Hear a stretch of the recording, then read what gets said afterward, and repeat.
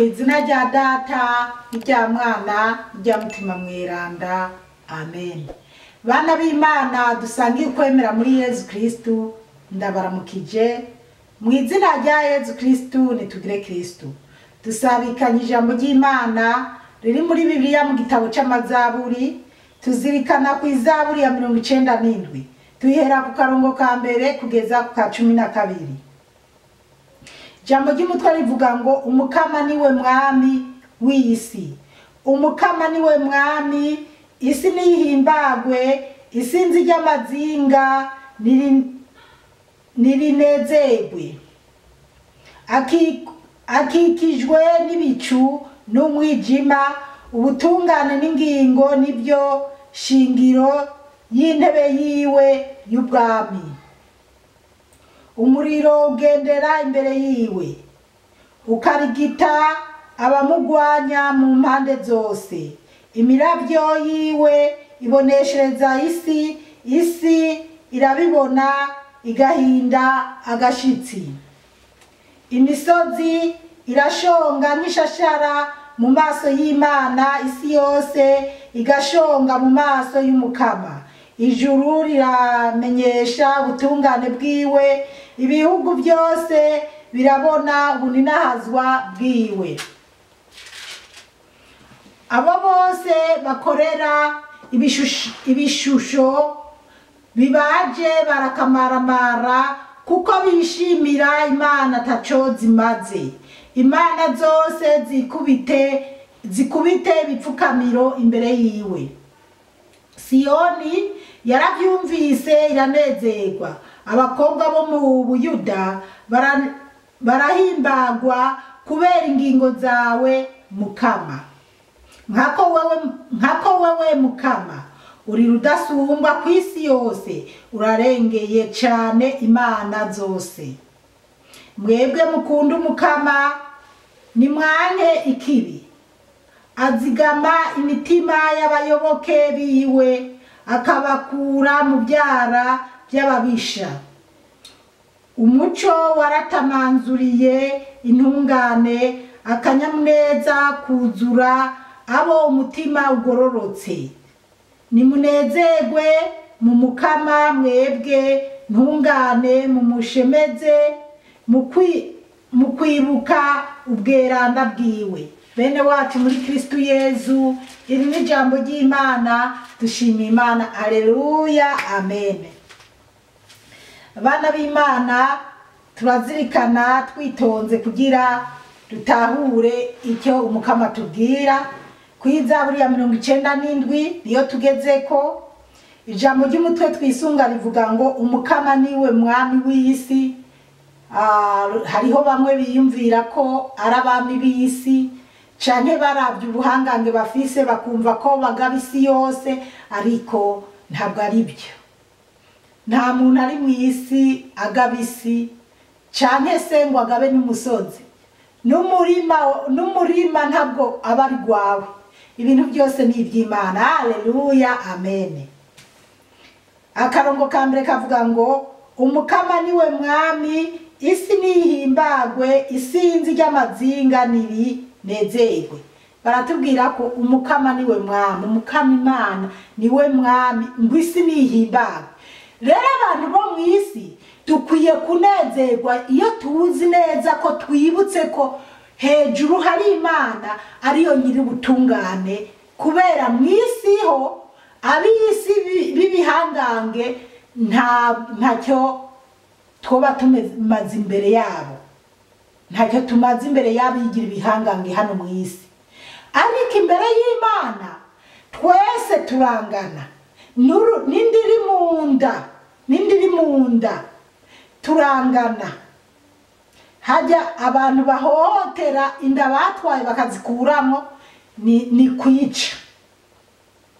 Upfuye utarabyigaya ntabwo urunguruka ubwami bw'ijuru. Rero kubera ko kandi mukaba muzi ko aba mw'isi barahohotera cane abana bakiri mu nda, kubera murazi ibihugu byinshi bishigikiye ngo abagore nibakuremwo inda badashaka. ibihugu byinshi.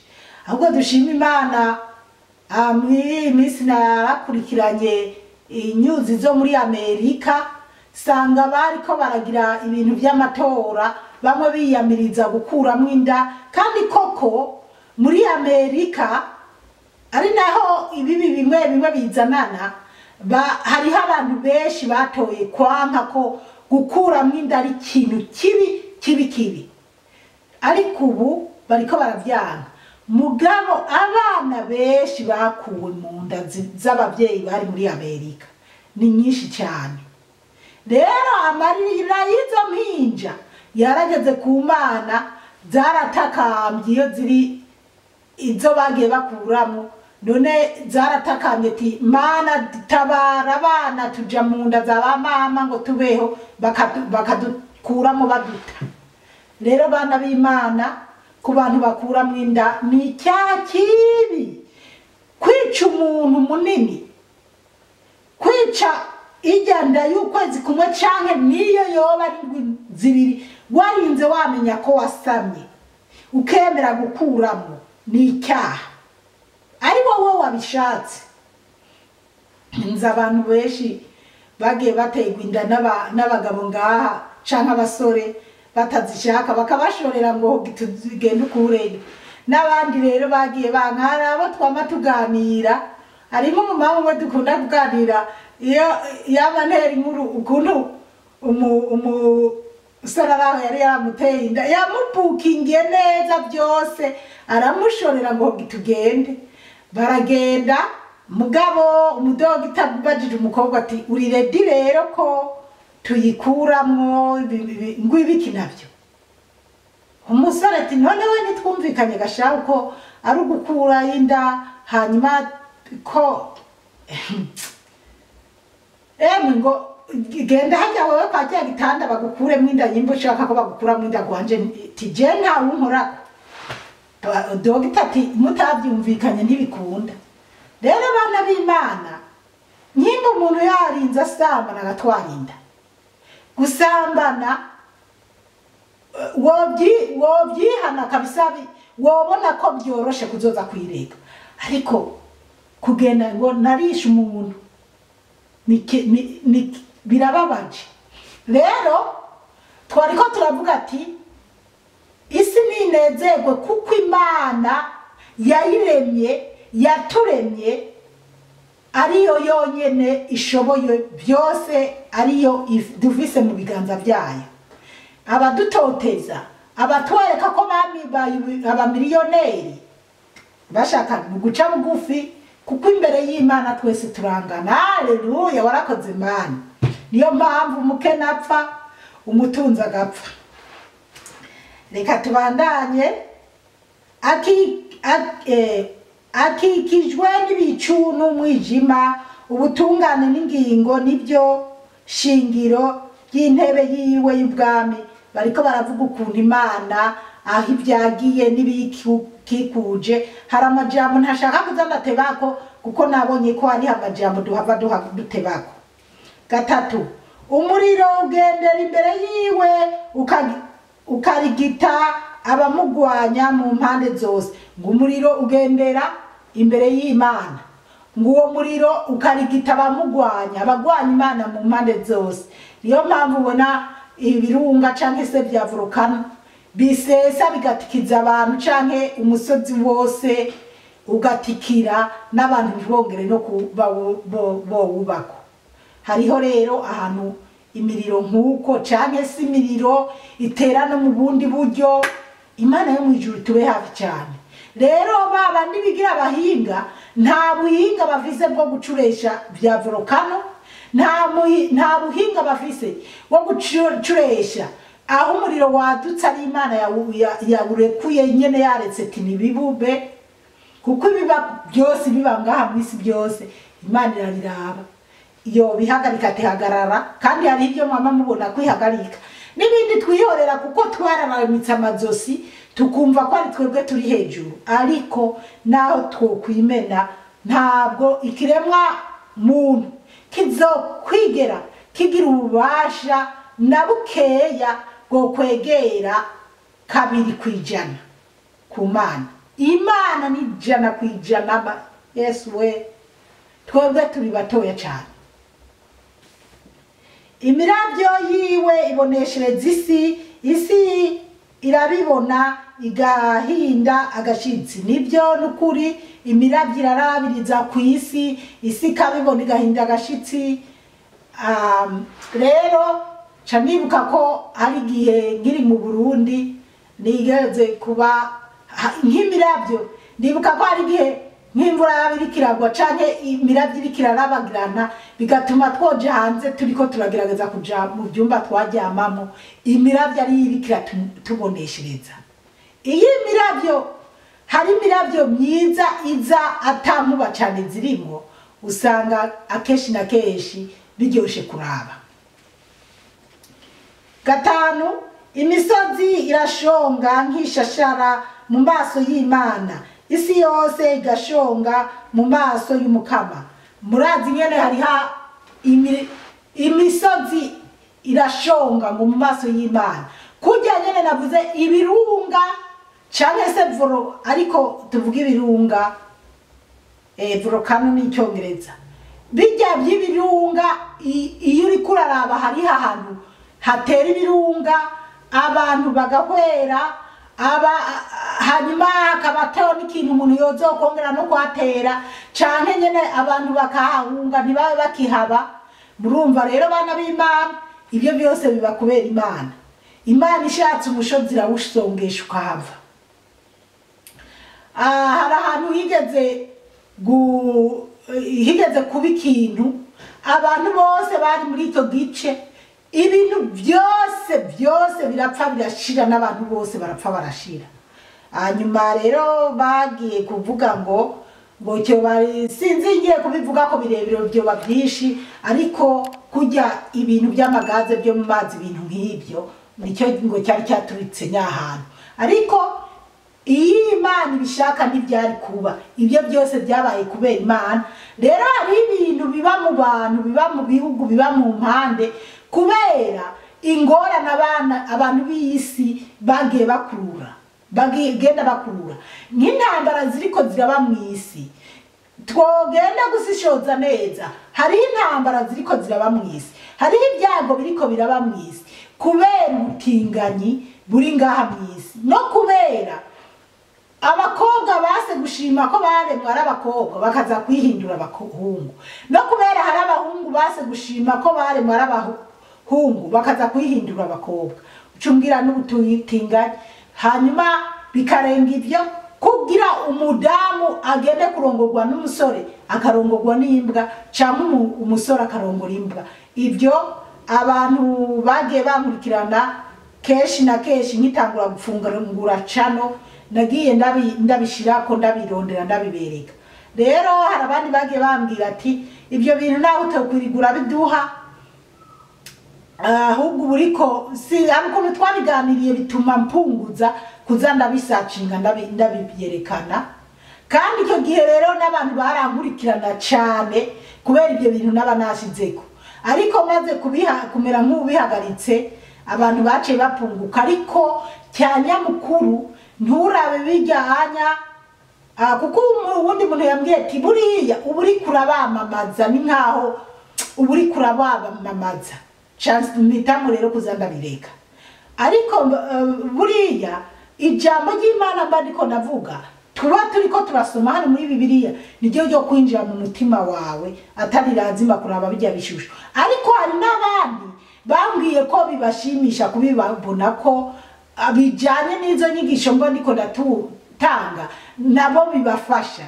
Rero nabaye meze nk'ubihagaritse, mugabo kandi hari abaca muri boxi nkabibaganiriza ko canke nkabibaha. Turabandanya. Gatandatu bavuga ngo ijuru riramenyesha ubutungane bw'Imana, ibihugu byose birabona ubuninahazwa bw'Imana. Ngo ijuru riramenyesha ubutungane bw'Imana. Reka ndababwira ikindi kintu cyo twereka ko ijuru rimenyesha ubutungane bw'Imana. Ijuru iyo rishatse rirarekura imvura, iyo rishatse ntiriyerekure kubera Imana. hari igihe imvura yanka kugwa, yase kugwa abantu tukirirwa turangamiye mu kirere dusenga Imana iduha imvura. Hari igihe Imana itwumva kandi tukabona ko yirekuye kubera amasengesho. Ni kubera iki? Kubera ijuru ryatweretse ati sindekura imvura, ubwishime murimo n'ibyo muriko murirata, sindekura imvura, nimuyirondereze. None bajya bakora ibintu, bajya bamanitse ukwezi mu kirere nko muri China, cyane bajya bakora ubundi buhinga bwose bushoboka, ko batagira ubuhinga bwo kuvuga ngo imvura nigwe nigwe. Nikimenyamenya hari igihe imvura batangaza ati haraza kugwa imvura, ntigwe. Nigihe bayitangaza kabisa no ku masaha baba bateguye ikaba twigira. Imana yari ipanga ikirere cyayo uko imvura igomba kugwa n'ukuntu igomba guhagarara. None kwa bahinga batangaza ati imvura yaguye, hari umuntu twigeze, hari igihe usanga nko mu Burundi bamucanye mu Rwanda bamwe hari ibyo mba ndiko ndavuga umenga ntibitegeretse. Nko mu bihugu biteye imbere nyimba imvura iza kugwa saa 6, nk'ubu ndabye muri telefone yanje harimo kuva uyu munsi ndiko ndavuga ubutumwa bwiza ni kuwa 5, iminsi 10 iratonze uko imvura izogwa n'amasaha izozira iragwirako. Rero hari igihe bavuga ngo ejo imvura izogwa, ntigwe. Kandi ushatse ubisetingano nka jewe narasetinze mu ntara yose ndimo. Ibyo byo bisanzwe biriho kuri bose. Hanyuma iyo ubishatse uragira aho uherereye. Nkanje naragize umusozi mbako canke se quartier mbako, nyimba imvura izogwa nyimba itazogwa, kubera nk'ubu ndamenya ati ejo hazogwa imvura, uyu munsi sinirirwa ndodona amazi ngo mvomerere kubera afise ubuntu bw'ubugarden mbafise bwo kuvomerera. Nkamenya imvura izogwa, kubera hariho n'igihe nanga kuvomera ati imvura izogwa, nkayiga nkayibura ntigwe, kandi bayerekanye ko mu gice ndimo iza kugwa, canke bayerekanye mu ntara yose ndimo. Iryo rero ni banga ry'Imana, niyo mpamvu dukwiye kubaha Imana. Ijuru ryaje kwimvura kubera Imana, canke Imana yihagaritse, tumve ko ibyo byose ni Imana, ntabwo ari ubuhinga bw'abana b'abantu. Tubaha Imana, abana b'Imana, tugamburukira Imana, ducira bugufi Imana, ibindi byose ntacyo turicyo. Kuko iyo biba twari dufise ubuhinga twishimiye, abantu ntibaba bapfa, cyangwa abafise amafaranga bakura mu bihugu baca kubavuriza ahandi ntibaba bapfa. Ariko imbere y'Imana ntabyo kuvuga ngo ntupfa. Ubwo rero waba warapanze mu mwaka uza kuzoja i Burundi cyangwa uzoja Australia cyangwa hageze ibyo wapanze jo wapi bihagaze. Niyo mpamvu dukwiye kubaha Imana. Reka tugende kundwi, kandi niho nipfuje guteba murantungiye diri kwihuta, ariko baravuga ngo kundwi abo bose bakorera ibishusho bibaje barakamaramara, ngo abantu bose bakorera ibishusho bibaje barakamaramara. Handa hashaka tubatinde kuko bishimira Imana taco zimaze, ngo kuko bishimira Imana taco zimaze. Imana zose zikubite ibipfu, Imana zose zikubite ibipfukamiro imbere yiwe. Ngo Imana ibishusho canke bajya bigira Imana bigira ibihangange, ngo bose bakubite ibipfukamiro imbere y'Imana, kuko Imana zose zibishusho abantu babaza basubira ngo ntacyo zimaze. Aha rero shaka tuhatinde kuri babandi rero mwama mumbwira ngo nawe usenga ibishusho, ngo aho wicaye hari ibishusho, ibintu nk'ibyo.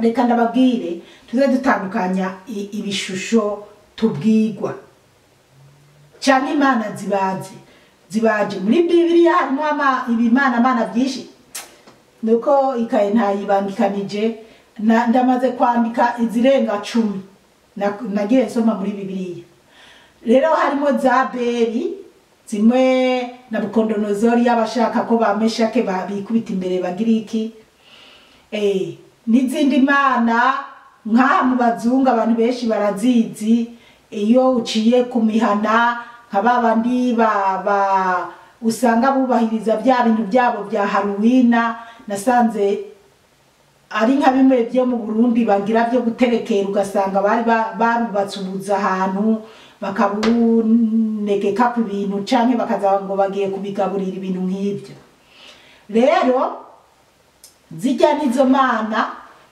z'ibishusho bibaje baba bavuga rero bana b'Imana ikintu tugomba kumvikanako bajya mwebwe mumbwira ngo aho nicaye hari amashusho ngo nanje senga ibishusho mu by'ukuri uwo ari we wese atari mu gatolika cyangwa mu katolika aragira ishusho arabona ati ujya n'Ibikira Mariya wa wundi abakatolika muvuga ngo wa wundi abakatolika basenga nta numwe urabye ngaha wese uvuga Bikira Mariya wa wundi w'abakatolika urumva wamenye ko uwundi Bikira Mariya nyimbuzi uwo Bikira Mariya ikiza cyamuvuyeko n'uwo ari we n'ingene Imana yamuteye iryo teka iryo banga nyene rya Bikira Mariya uwo Bikira Mariya ko watahuye ukumva ko ari ishusho ya Bikira Mariya ariko wumve ko Bikira Mariya yarabayeho kandi Bikira Mariya n'uyu munsi araza akiyereka abantu akaganiriza abantu yewe n'abatari abagatolika arabagendera kuko nk'ubu ndaza abamama benshi baba bambwira ingene baganira na Bikira Mariya kandi bo mu yandi madini basi uyu ni Joseph nta utazi uburabye ngawe wese arabona ate hajya yarahashize igishusho cya Joseph ngo ateruye Yezu da yes nyimba umenye ko yari ishusho ya Joseph ateruye Yezu urazi neza icyo Joseph yamaze n'igikorwa Imana yari yaramuhaye iyo ni ishusho ya Joseph none kandi icyo nokubwira ntabwo abagatolika dusenga ibyo bishusho nk'ukuri kurabivuga oya ahubwo ni ibishusho byo kudekora umuntu wari we wese arabona ati n'ubuciye ngaho hari n'abahora bambwira ngo nibo kwinjira n'inzu yanje ngo hari ibi bishusho ngo hari ibigirwamana ariko wari we wese yinjiye ngaho aramenya ati ni umukatolika arafise ishusho ya Bikira Mariya arafise ishusho ya Joseph arafise ishusho ya Yezu abambwe ku musaraba ibintu nk'ibyo rero utandukanye kumva ko ari bigirwamana kuko Bikira Mariya ni umubyeyi tuzi ko yavyaye Yezu ariko si Imana ntitumusenga ahubwo Bikira Mariya kuko tuzi umubyeyi cyamaze kandi tukaba tuzi cyubahira afise niyo mpamvu tumwiyambaza tumubwira dusabire kwa Yezu muko kandi sinzi gituma tubitindako kuko na Bibiliya irabivuga aho yasabira mu bugeni bw'ikana mu bugarire umuvinyu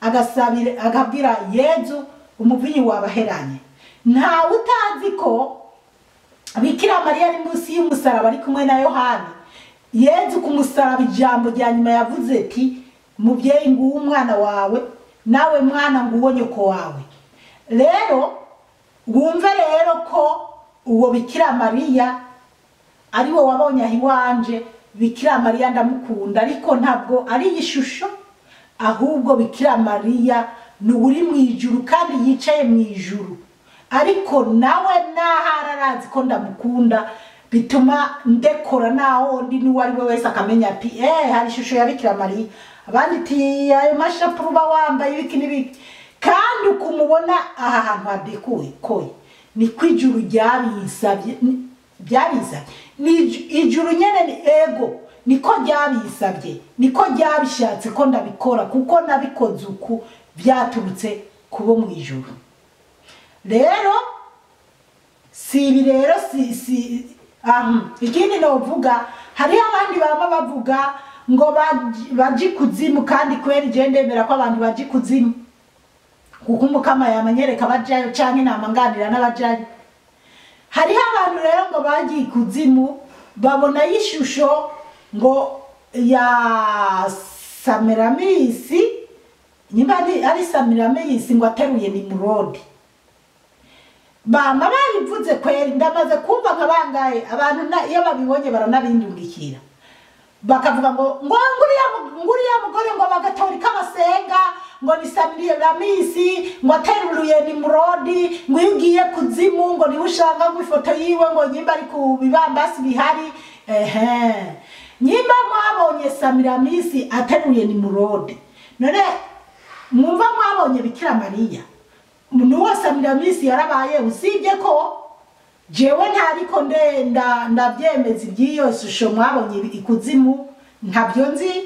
Ego Imana yamenyereka amabanga y'ikuzimu ikabimishurira mugabo je niranyereka iyo foto. Ariko mwumve ko nyimba mwabonye iyo foto ya Samiramisi ateruye Nimurodi, ariko mwumve ko atari Bikira Mariya mwabonye ateruye Yezu. Za muriga rero kuvangura ibintu. Ikindi twize muri Bibiliya ibijanye twigeze twiga muri Bibiliya ibijanye n'ibishusho by'ibihute by'imbeba, ibihute n'ibishusho by'imbeba byaherekeje isanduku y'isezerano y'Imana yarimo amabwirizwa 10. Twarabisomye muri Bibiliya birimo. Hari gihe twama tuganira n'abantu bakambaza ngo mbega ibyo bishusho mbese tukabiganira nkaca ndabarangira aho babiraba canke tugaca tuza kuhasoma, bamwe bakagenda barizitse.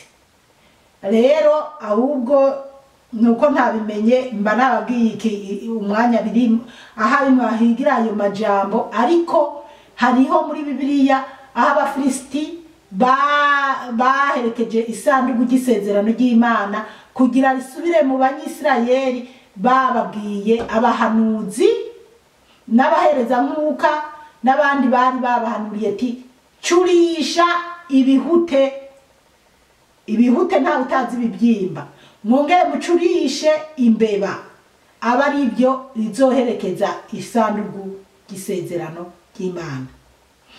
Ibyo narigeze kubivuga naboza kuri YouTube biriko. Umva rero bana b'Imana iyo diri kwihuta icyo mbona reka ndayigarukiriza aha, ariko reka mbandanye n'amajambo asigaye kugira tuyamarire. Umukama Imana abahezagire cyane.